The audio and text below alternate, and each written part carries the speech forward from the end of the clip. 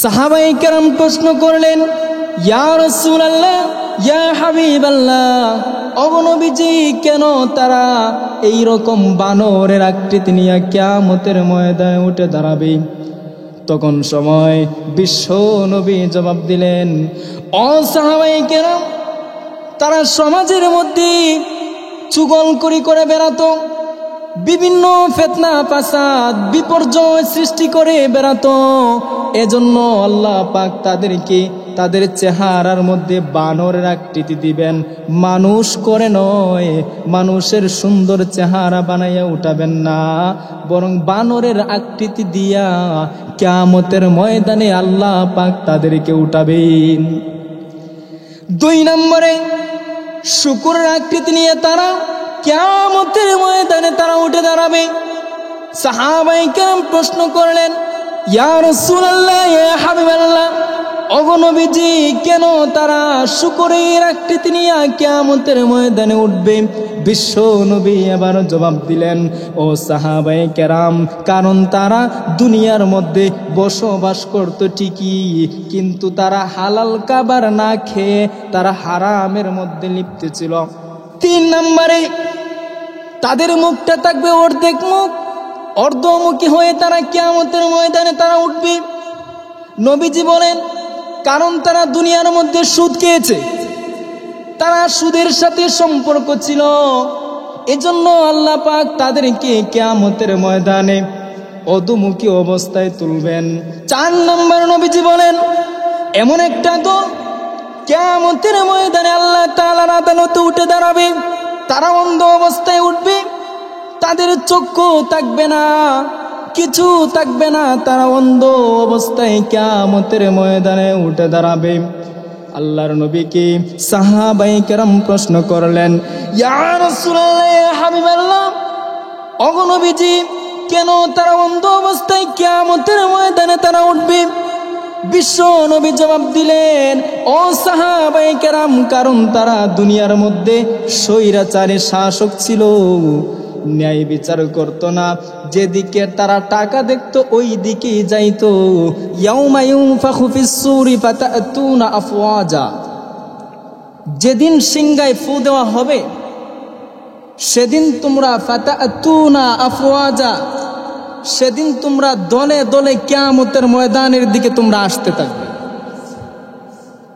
এই আয়াতের ব্যাখ্যায় তাফসীরের কিতাবে তাফসীরে জালালাইনের মধ্যে আল্লামা ইমাম রাজি রাহমাতুল্লাহি আলাইহি থেকে 2টা কওল আসছে। উনি বলেন, যেদিন সিংহায় ফু দেওয়া হবে সেই ফুর সাথে সাথে পৃথিবীর শুরু থেকে সিংহায় ফু দেওয়ার আগ পর্যন্ত যত মানুষ মাখলুক মৃত্যুবরণ করেছে সবার দেহের মধ্যে তার রূহটাকে ঢুকিয়ে দেওয়া হবে। 2 নম্বরে তিনি বলেন যে সিংহা দিয়ে ফু দেওয়া হবে সেই সিংহা হলো একটা সিংহের নাম। তো এই সিংহাটা কোনো দুনিয়ার কোনো মহিষের সিংহা না, অথবা কোনো বাবার হাতেরও সিংহা না, গরু ছাগলের সিংহা না, বরং আল্লাহ রসুল সাল্লাল্লাহু আলাইহি ওয়াসাল্লাম বলেছেন যে আমার তো ওই দিনটা আমার কাছে এত ভয় লাগে, সিংহাওয়ালা এই সিংটা তার মুখের মধ্যে নিয়ে এক ধ্যানে বসে আছে।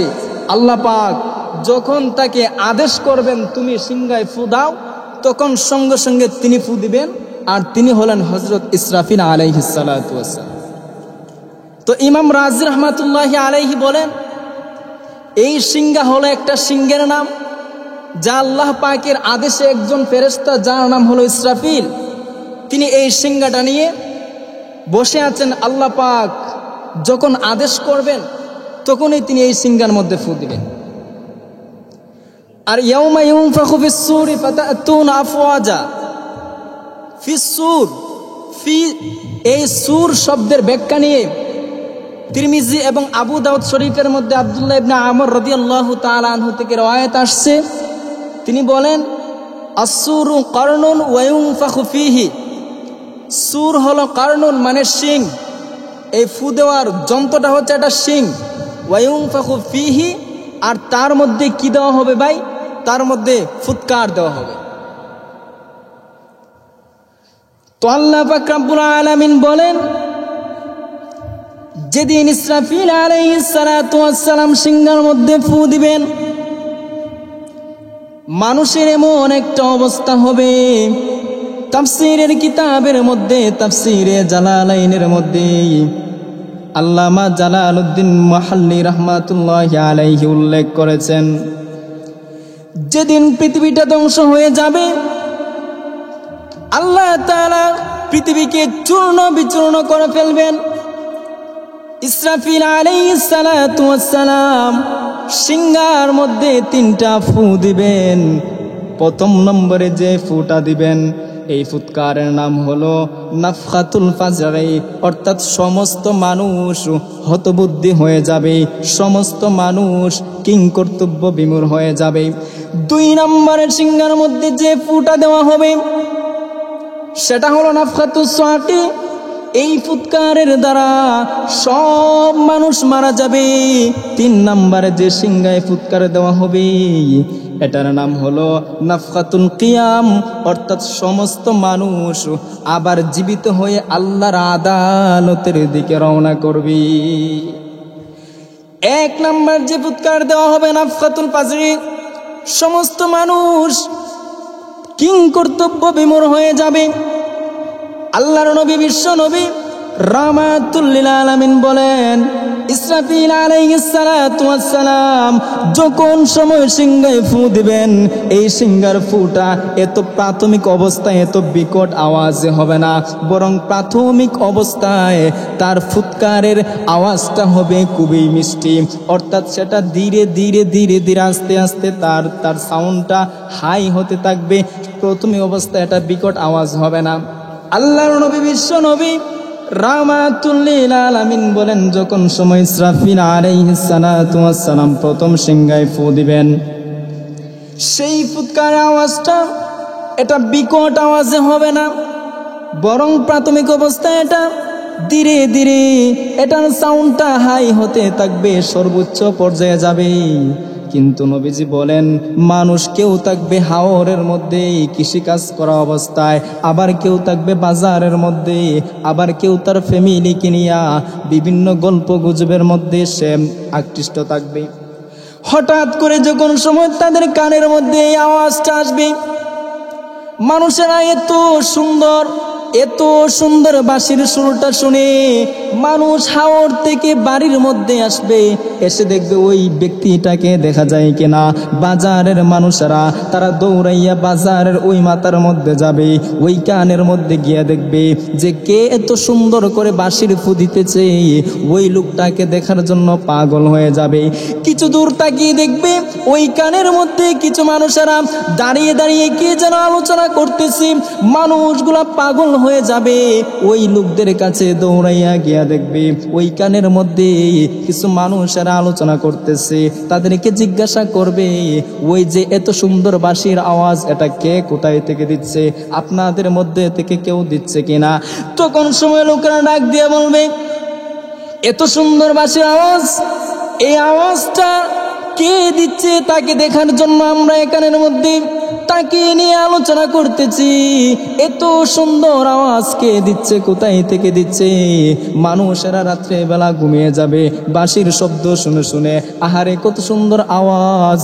একটা পর্যায়ে যখন সময় মানুষের এই সুরটা মানুষের কানে আসতে আসতে একটা জেলাস ফিল মনে হবে, মানুষের কাছে এই ফুৎকারটা বিরক্ত বোধ মনে হবে।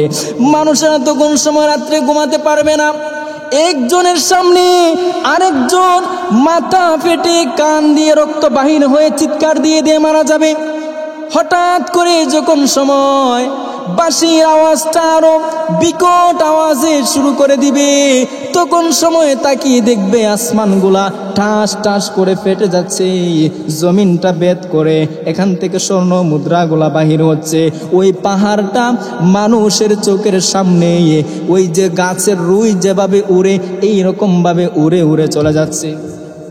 মানুষেরা যখন সময় আর নিতে পারছে না, মানুষের কাছে বিরক্ত ফিল মনে হয়েছে, তখন সময় আল্লাহ পাক রব্বুল আলামিন ইসরাফিল আলাইহিস সালাতু ওয়াস সালামকে বলবেন, ও ইসরাফিল, তুমি দ্বিতীয়বার সিংহায় ফু দাও, আর ওই সিংহার পুরো নাম হলো নাফখাতুস সাকি। যখন সময় নাফখাতুস সাকি দ্বিতীয় বার সিংহায় ফুৎকার দেওয়া হবে, তখন সময় জমিনের যত মানুষ আছে সব মানুষ মারা যাবে। তখন সময় আল্লাহ পাক বলবেন, হে ইসরাফিল, নাফখাতুল কিয়াম, এখন কিয়ামতের জন্য তুমি ফু দাও, যে ফুৎকারের দ্বারা মানুষ আবার সেই মরে যাওয়া থেকে পুনরায় জীবিত হয়ে আবার কিয়ামতের মাঠের দিকে রওনা করবে। যে তাফসিরে বায়ানুল কোরআনের মধ্যে আল্লামা আশরাফ আলী থানভী রাহমাতুল্লাহি আলাইহি উল্লেখ করেছেন, মানুষ এমনভাবে আবার জীবিত হবে। কোথা থেকে জীবিত হবে? সে তার মেরুদণ্ডের হাড্ডি থেকে আবার গজে গেজে উঠবে এবং আল্লাহর আদালতের মধ্যে সে রওনা করবে। তো সাহাবায়ে কেরাম বিশ্ব নবীকে প্রশ্ন করলেন, ইয়া রাসূলুল্লাহ, ইয়া হাবিবাল্লাহ, ওগো আল্লাহর নবী, আফওয়াজা ইয়াউমা ইউনফাখু ফিস-সূরি ফাতাতুনা আফওয়াজা, আফওয়াজার মিনিং কি? নবীজি বলেন, ও আমার সাহাবায়ে কেরাম, আফওয়াজা মানে হলো আল্লাহ পাক পৃথিবীতে যত নবী রাসূল পাঠিয়েছেন উনাদের যে উম্মতগুলো আছে, এই উম্মতগুলাকে নিয়ে কিয়ামতের মাঠে আল্লাহ তাআলার আদালতের মধ্যে প্রত্যেক নবীগণ গ্রুপ হইয়া আল্লাহর আদালতের মধ্যে যাবেন। তখন সময় বিশ্ব নবী বলেন, ও আমার সাহাবায়ে কেরাম, কিন্তু আমি রাহমাতুল লিল আলামিনের একটা স্পেশাল মর্যাদা আছে। আমার উম্মতদের মধ্য থেকে 10টা গ্রুপে কিয়ামতের ময়দানে উঠবে। যেই 10টা গ্রুপের 10 রকম চেহারা থাকবে। 1 নম্বরে বানরের আকৃতি নিয়ে কিয়ামতের ময়দানে উঠবে, 2 নম্বরে শুকরের আকৃতি নিয়ে, 3 নম্বরে অধোমুখী অবস্থায় উঠবে, মানে অর্ধেক মুখ থাকবে আর অর্ধেক থাকবে না।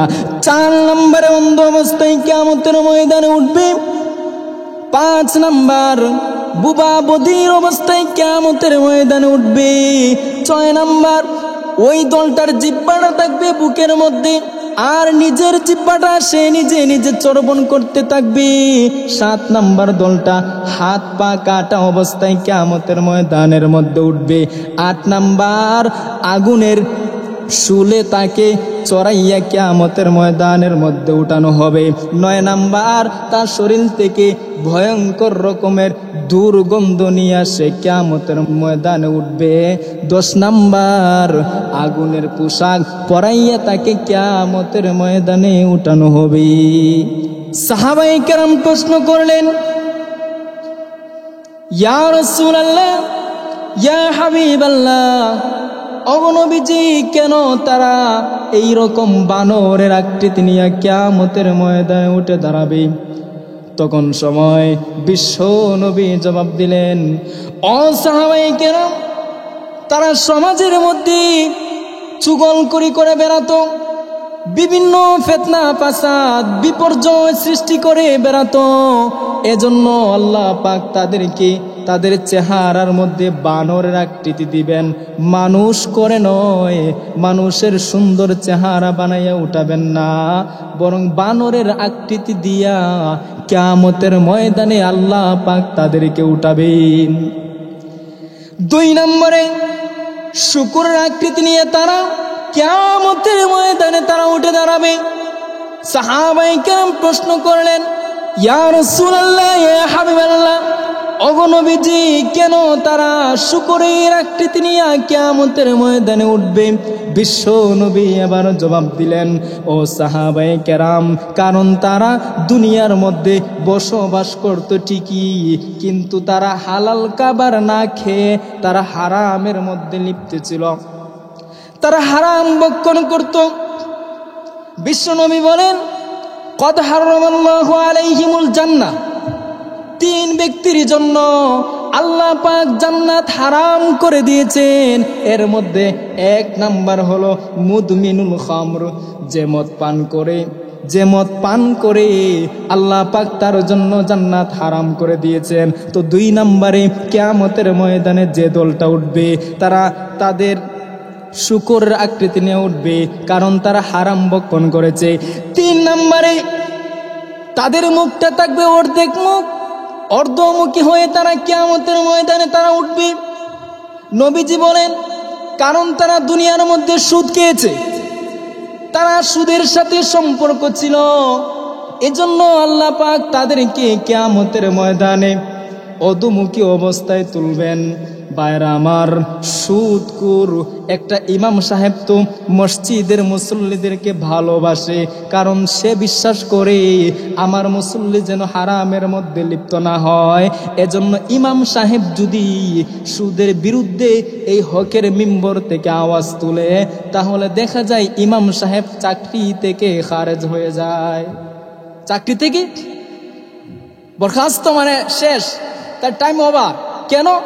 সে এই সুদের বিরুদ্ধে কথা বলেছে। অথচ যারা এই মুসল্লিরা একবার চিন্তা করলো না, এই ইমাম সাহেব আমাদেরকে জাহান্নাম থেকে বাঁচানোর জন্য সুদ নিয়ে আলোচনা করেছে, এটা চিন্তা। যাই হোক, তো 3 নাম্বার। 4 নাম্বার নবীজি বলেন, এমন একটা দল কিয়ামতের ময়দানে আল্লাহ তাআলার আদালতে উঠে দাঁড়াবে। তারা অন্ধ অবস্থায় উঠবে, তাদের চক্ষু থাকবে না, কিছু থাকবে না, তারা অন্ধ অবস্থায় কিয়ামতের ময়দানে উঠে দাঁড়াবে।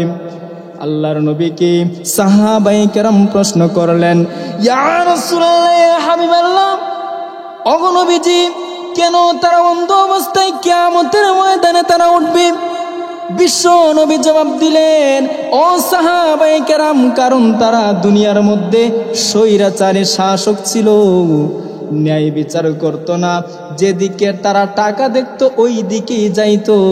যে মানুষটা সমাজের মধ্যে তার ভ্যালু আছে, মানে সে, আমাদের বাস্তব ভাষায় বলি, যদি সে এমপির ছেলে হয়, অথবা মেম্বারের ছেলে হয়, অথবা চেয়ারম্যানের ছেলে হয়, সর্দারের ছেলে, পোলা মাইয়া যাই হোক না কেন, সে যদি কোনো অন্যায় করে, তাহলে সমাজের একদল বিচারপতি আছে যারা এই রকম অপকর্মের মধ্যে লিপ্ত ছিল, তাদের পক্ষে তারা কোনোদিন রায় দেয় না।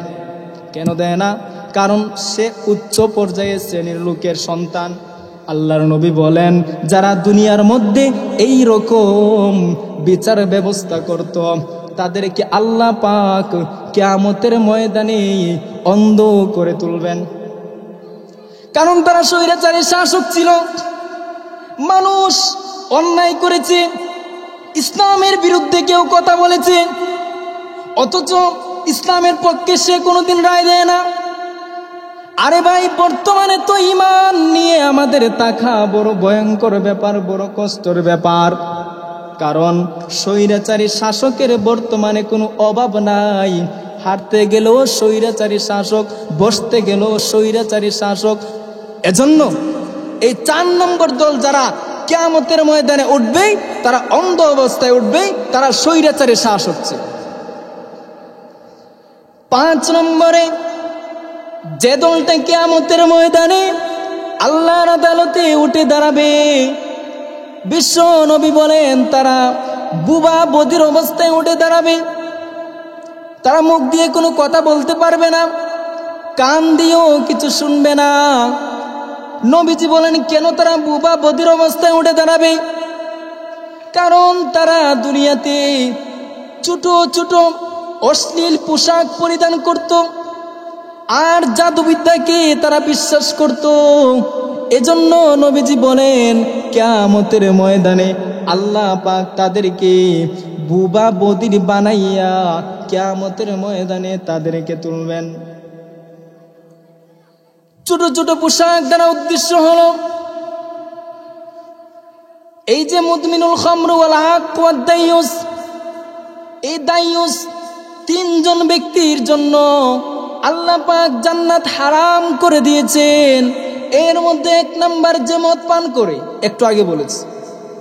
2 নাম্বার ওয়াল আক, মানে মা বাবার সাথে সে ভালো ব্যবহার করে না, খারাপ ব্যবহার করত, মা বাবাকে সে কষ্ট দিত, তার জন্য আল্লাহ পাক জান্নাত হারাম করে দিবেন।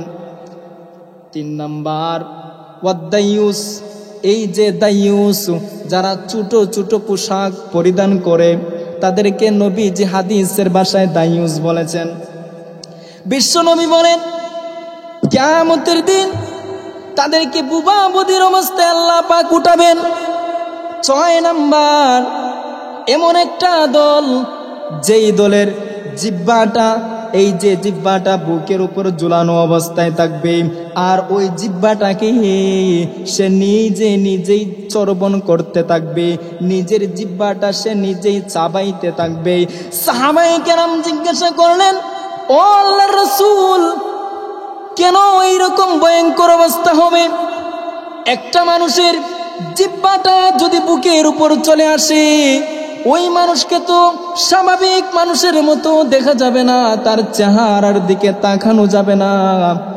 এবার নবীজি বলেন, ও আমার সাহাবায়ে কেরাম, তারা কোনো সাধারণ মানুষ না, কারণ তারা বাস্তবে দুনিয়ার মধ্যে অসাধারণ মানুষ ছিল। তারা মুখ দিয়ে যা কিছুই বলতো, অন্য মানুষ ওই কথাটা শুনতো, কিন্তু সে যে নিজের মুখ দিয়া মানুষকে উপদেশ দিয়েছে, সে নিজে আমল করত না।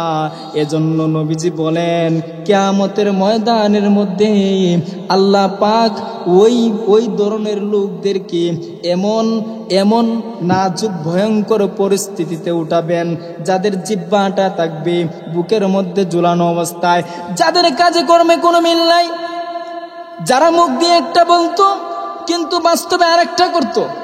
আমার তো মনে হয় এই সমস্ত লোক তারাই হবে যারা, আবার অনেকেই বলেছেন, মুহাদ্দিসিনে কেরাম অনেকেই বলেছেন যে তারা এমন হবে যারা বক্তা। আল্লাহ পাক আমাদেরকে মাফ করুন। মানে বক্তা অনেক উপদেশ দেয়, কিন্তু সে নিজে আমল করে না। আবার অনেকেই বলে, বিশেষ করে কিছুদিন আগে অনেকেই বলেছে রোজার পূজা, অথবা বলেছে বাংলাদেশে মডেল মসজিদ হয়েছে তো মডেল মন্দির হবে। আবার অনেকেই বলেছে আজানের ধ্বনি আর উলুধ্বনি সমান নাকি, নাউজুবিল্লাহ। আল্লাহ পাক যেদিন ধরবেন, হ্যাঁ মুখ দিয়ে বলতেছে তো বলতেছে, আল্লাহ রশ্মি ছেড়ে দিয়েছে, যেদিন ধরবেন নমরুদ যেভাবে জুতা পেটা খাইয়ে পৃথিবী থেকে বিদায় হয়েছে, এইরকম ভাবে আল্লাহ পাক জালেমদেরকে, যারা জালেম শাসক, তাদের বিচার আল্লাহ পাক এইরকম ভাবেই করেন।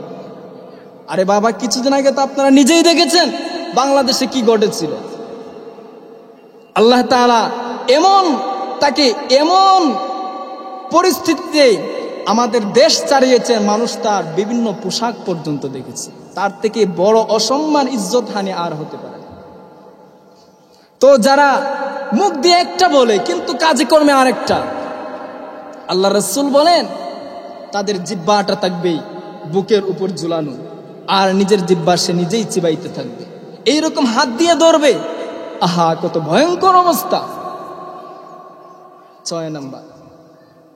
7 নাম্বার নবীজি বলেন, এমন একটা দল যাদের পা থাকবে না, হাত থাকবে না, তারা শুধু এইরকম ভাবে হামাগুড়ি দিয়ে দিয়ে কিয়ামতের ময়দানের দিকে আসতে থাকবে। সাহাবায়ে কেরাম প্রশ্ন করলেন, ইয়া রাসূলুল্লাহ, ইয়া হাবিবাল্লাহ, ওগো নবীজি, কেন তাদের হাত পা থাকবে না? তারা কি দুনিয়ার মধ্যে হাত পা কাটা অবস্থায় মৃত্যু বরণ করেছে? বিশ্ব নবী আবার জবাব দিলেন, ও সাহাবায়ে কেরাম, তারা পরিপূর্ণ মানুষ ছিল, তারা নিজেই সুঠাম দেহের অধিকারী ছিল, কিন্তু তারা দুনিয়ার মধ্যে নিজের প্রতিবেশী আত্মীয় স্বজনদের সাথে সে কখনো ভালো ব্যবহার করত না, আত্মীয় স্বজনের হক আদায় করত না। এজন্য আল্লাহ পাক তাকে এমন অবস্থায় কিয়ামতের ময়দানে উঠাবেন যে তার হাতও থাকবে না, তার পাও থাকবে না, এইরকম ভাবে উঠাবেন। ভাইরা আমার, এজন্যই আল্লাহর রাসূল বলেছেন, ও উম্মত, তুমি ভালো একটা তরকারি তুমি রান্না করেছো, তোমার কাছে কোনো টাকা আছে, তোমার প্রতিবেশী অনেক মুসিবতের মধ্যে পড়েছে, তোমার ঘরের মধ্যে আজকে স্পেশাল বিরিয়ানি পাকানো হয়েছে, আর তোমার প্রতিবেশী সে খেয়ে আছে নাকি না খেয়ে আছে তুমি তো এটা জানো না। এর জন্য তুমি তার খোঁজ খবর নাও যে আমার প্রতিবেশী আজকে দুপুরে খেয়েছে কিনা। নবীজি বলেন, ও উম্মত, তুমি যখন রান্না করবা, তুমি তোমার তরকারির ঝোলের মধ্যে কিছু পরিমাণ পানি বাড়িয়ে দিও, মানে ঝোল তুমি বাড়িয়ে দিও। যেন তোমার প্রতিবেশীকে তুমি দিতে পারো আর তোমার প্রতিবেশীও এটা খাইতে পারে। আহা, মুসলমানদের হৃদ্যতা কত কোমলভাবে ভালোবাসা মুসলমানদের নবীজি শিখিয়েছেন, কিন্তু আমরা মানে আমাদের অন্তরটা এত কলুষিত হয়েছে বাবা, আমরা সম্পূর্ণ তার থেকে বিপরীত। প্রতিবেশীর সাথে যে হৃদ্যতা বজায় রাখে, সে হিন্দু হোক বা মুসলমান হোক, অবশ্যই সেটা আপনার প্রতিবেশী। আল্লাহ রাসূল বলেছেন, যদি উম্মত তোমার প্রতিবেশী হিন্দু হয় তবুও তুমি তার হক আদায় করো। এই যে মা বাবার সেবা হক, যেমন 14টা হক আছে মা বাবার, তদ্রূপ প্রতিবেশীরও এইরকম ভাবে 13 থেকে 14টা হক আছে। আল্লাহু আকবার। সাহাবায়ে কেরামের ভিতরে প্রতিবেশী সম্পর্কে কতটা হৃদ্যতা ছিল। সাহাবায়ে কেরাম মসজিদে নববীর মধ্যে যদি কোনো মেহমান আসতো, সাহাবায়ে কেরাম ওই মেহমানদেরকে নিজের বাসায় নিয়ে যাইতেন। এমনকি যিনি সরকারে দো আলম হাবিবে কিবরিয়া বিশ্ব নবী মুহাম্মদুর রাসূলুল্লাহ সাল্লাল্লাহু আলাইহি ওয়াসাল্লাম নিজেও যদি খাবার না খেয়েছেন, কিন্তু প্রতিবেশীকে বিশ্ব নবী প্রতিবেশীর মন এবং তাদেরকে সেবা করার জন্য নিজের ঘরের চুলার মধ্যে একটু ওই যে ডাল বাড়িয়ে দিতেন, গোশত বাড়িয়ে দিতেন, পানির ঝোল বাড়িয়ে দিতেন। কেন বাড়িয়ে দিতেন?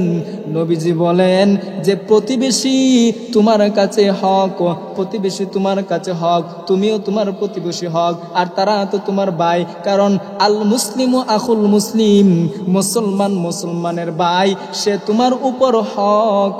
যদি তুমি তার হক আদায় না করো, আল্লাহর কাঠগড়ায় অবশ্যই তোমাকে জবাবদিহিতা করতে হবে। এজন্য প্রতিবেশীর হকটা আদায় করা আমাদের উপর কি ওয়াজিব, আমাদের উপর ওয়াজিব। আপনি খোঁজ নিয়ে দেখেন যে আপনার পাশে এমনও মানুষ আছে যাদের চলাফেরা দ্বারা আপনি কখনো বুঝবেন না যে সে মানুষটা খুব ডিপ্রেশনে ভুগতেছে, বা তার রান্নার মধ্যে চুলার আগুন ধরেছে, আগুন জ্বলেছে, এটাও আপনি বুঝতে পারবেন না। অথচ ভালো করে গভীরে ঢুকে দেখেন, সে এমনও হতে পারে তার চুলার মধ্যে আজকে আগুন ধরে না। কারণ মানুষের বাস্তবিক লেবাস একরকম, কিন্তু পারিবারিকভাবে একরকম। এজন্যই খলিফাতুল মুসলিমিন হযরত ওমর রাদিয়াল্লাহু তাআলা আনহু প্রতিবেশীর হক আদায় করার জন্য খুব চেষ্টা করতেন। রাতের আধারে উনি হাঁটতেন। তো 7 নম্বর। 8 নম্বর, আল্লাহর রাসূল বলেন তাদেরকে আগুনের শুলে চড়াইয়া উঠানো হবে। আগুনের শুলে এইরকম ভাবে যে দেখবেন খ্রিস্টানদের একটা লোগো আছে, এটা এইরকম বাঁধা, সেম টু সেম এইরকম ভাবে হাত পা আগুনের শুলে বাইদা তাকে উঠানো হবে। সাহাবায়ে কেরাম বললেন, ওগো আল্লাহর নবী, কেন তাদেরকে এরকম ভাবে উঠানো হবে? আল্লাহর রাসূল বলেন, কারণ তারা সত্যবাদী শাসকের বিরুদ্ধে তারা মিথ্যা অভিযোগ দিত। ধরেন চেয়ারম্যান মেম্বার খুব মাশাআল্লাহ এত ন্যায় বিচার করে, খুব ন্যায়পরায়ণতা আছে ওনার ভিতরে, কিন্তু কিছু কুচক্রী মহল চেয়ারম্যান মেম্বারের পিছনে লেগে থাকে। আল্লাহর নবী বলেন, ওই সমস্ত শাসকের বিরুদ্ধে যারা মিথ্যা অভিযোগ দিবে তাদের পিছনে লেগে থাকবে, তাদেরকে আগুনের শুলে উঠাবেন আল্লাহ পাক কিয়ামতের মাঠে।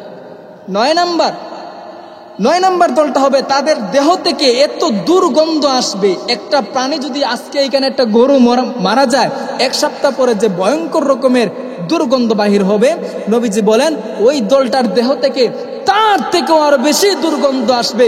সাহাবায়ে কেরাম বললেন, ইয়া রাসূলুল্লাহ, কেন এরকম দুর্গন্ধ আসবে? তখন আল্লাহ রাসূল জবাব দিলেন, তাদের সম্পদ ছিল দুনিয়ার মধ্যে, টাকা পয়সার কোনো কমতি ছিল না, কিন্তু তারা যাকাত দিত না, মালের হক আদায় করত না।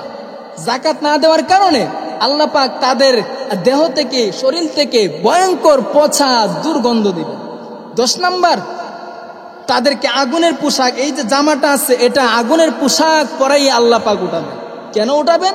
আল্লাহ রাসূল বলেন কারণ তারা ছিল অহংকার, তারা দুনিয়ার মধ্যে অহংকার করত। যে আল্লাহ রাসূল বলেন লা ইয়াদখুলুল জান্নাতা মান কানা ফি কলবিহি মিসকালু যাররাতিন মিন কিবরি। ও বান্দা, ও উম্মত, শুনো, তোমার ভিতরে যদি যাররা সরিষার দানা পরিমাণ অহংকার থাকে তাহলে তুমি লা ইয়াদখুলুল জান্নাহ, জান্নাতে যাবা এটা তুমি আশা কইরো না। যে জাররার ব্যাখ্যা মুহাদ্দিসিনে কেরাম বলেছেন, আপনি আমার ঘরের টিনের চালের ছিদ্র দিয়া যে একটা আলো আসে, দেখবেন সেই আলোর ভিতরে একটা ধুলা দেখা যায়, এই ধুলাটা দেখা যায় কিন্তু স্পর্শ বা ছোঁয়া যায় না। এই যে এই ধুলাটা দেখা যায় ছোঁয়া যায় না, এটাকে জাররা। মানে এই পরিমাণ অহংকার যদি আপনার ভিতরে থাকে তাহলে আল্লাহ রাসূল বলেন লা ইয়াদখুলুল জান্নাতা মান কানা ফি কলবিহি মিসকালু যাররাতিন মিন কিবরি। ও বান্দা উম্মত, তোমার ভিতরে সরিষার দানা পরিমাণ অহংকার থাকলে তুমি জান্নাতে প্রবেশ করতে পারবে। আল্লাহ পাক রব্বুল আলামিন আমাদেরকে বিশেষ করে এই 10টা গুণ থেকে বাইচা তাইকা আমাদের জীবন পরিচালনা করার তৌফিক দান করুন।